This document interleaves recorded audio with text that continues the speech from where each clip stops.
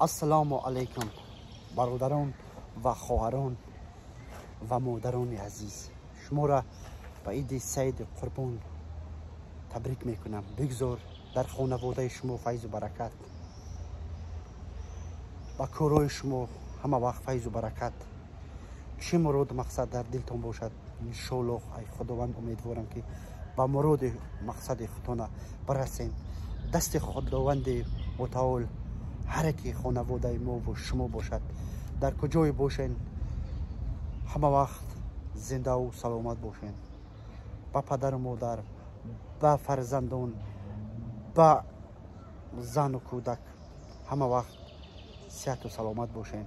یک بار دیگر میگم که عید قربان مبارک.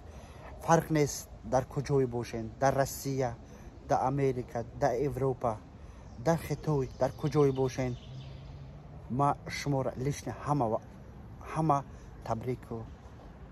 تبریک میکنم. سلامت باشین.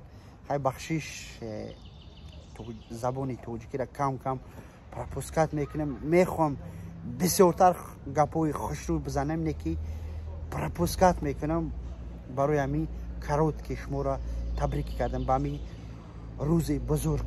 سلامت و خونه آباد باشین. سله دشرس پسترات میکنم، خوشرویتر شما را تبریک میکنم. سلامت و خونه آباد باشین برادران و خواهران مسلمان.